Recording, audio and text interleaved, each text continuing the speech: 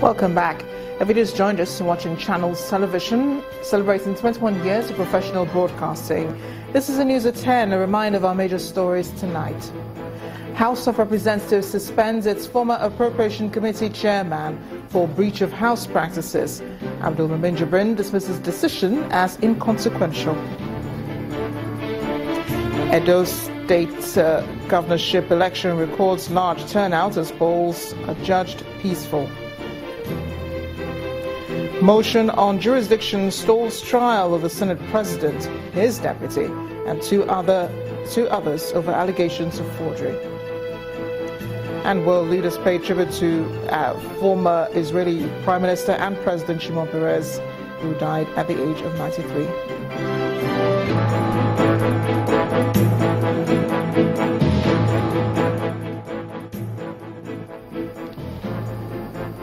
To remember, all our top stories can be found on our websites, channelstv.com and on youtube.com/channelsweb.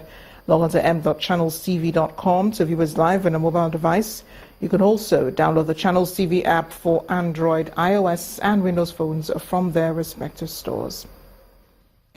Besides the news and updates, the Channels TV app has an Eyewitness feature. We encourage you to use it to share those pictures, videos or news of happenings around you.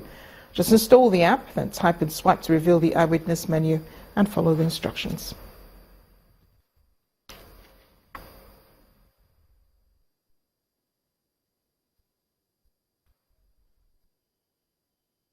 Airtel, the smartphone network. Let's take a look at some of the pictures that you sent into Eyewitness portal. We begin with this one, sent in from Mushin area of Lagos. It shows a commercial tricycle overloaded with some mattresses. Eyewitness reporter calls on relevant authorities to prevent such dangerous acts from happening. Our next photo shows the impact of erosion on this road in Edo Local Council area of Kwara State. Eyewitness reporter calls on the government to intervene. We can see these people stuck in flood waters while trying to make their way home in a commercial bus. Eyewitness reporter wants Ogun State authorities to fix the Dero Chassis Road. Our next picture shows people waiting to vote at a polling unit in Auchi area in Edo State. Our Eyewitness reporter says it took a while before voting commenced here. Finally, we see these cows obstructing traffic, walking majestically across the road. That's Airport Road in Abuja, the Federal Capital Territory. Eyewitness reporter wants the government to end this rising trend.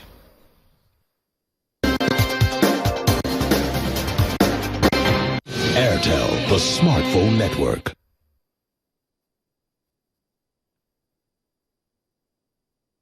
The federal government is described as mere speculation. Talks of a proposed sale of national assets for the purposes of getting Nigeria out of recession, saying government is yet to take a decision on the matter.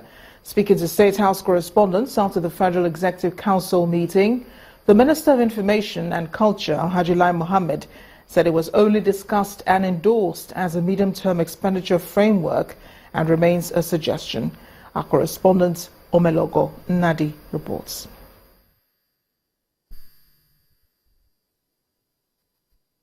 Council, headed by Vice President Professor Yemi Osinbajo, last Thursday proposed and endorsed plans to sell some national assets in line with government's target to raise between $10 to $15 billion to revamp the economy, following the drop in the nation's monthly foreign earnings to about $300 million.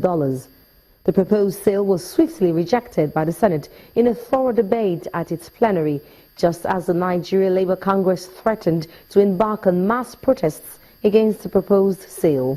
But rising from the Federal Executive Council meeting, the federal government describes talks on the proposed sales as mere suggestions and speculations. Until the government makes its position known, whether it's asset sale, asset leasing, whatever is being bandied about now, they are nothing but speculations. The government is set to come out with a position on how to bail out the economy.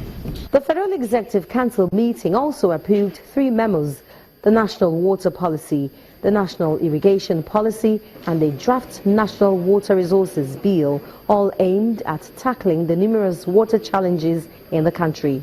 The National Water Policy seeks to provide strategies that will improve the management and delivery of water resources in the country, with particular reference to water supply.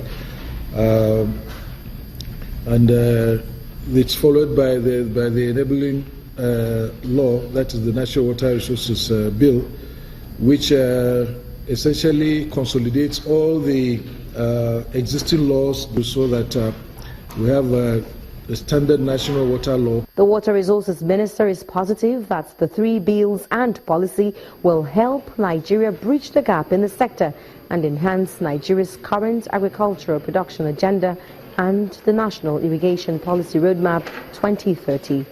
Omelogo Nadi, Channels Television News. 2 of the suspected militants who abducted 3 residents and their fitness instructor in Sherry, a border community between Lagos and Ogun State, have been arrested by the police.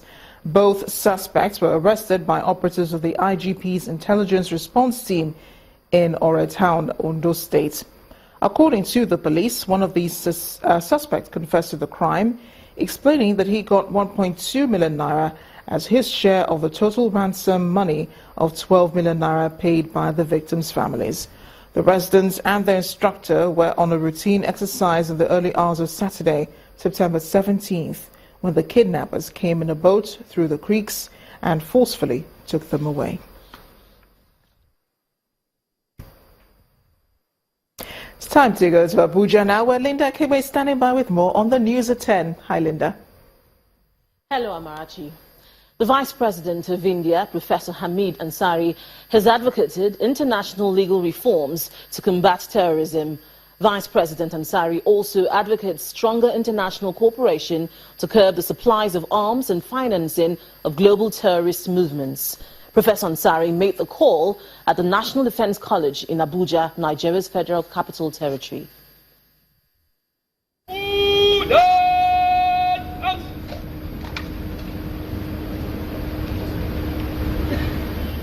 The Vice President of the Republic of India inspecting the Guard of Honor before going into the main auditorium of the National Defense College to deliver a lecture.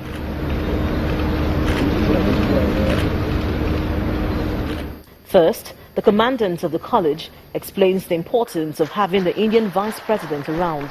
Presently, there are plans to change and revamp obsolete procedures and practices in our defense sector.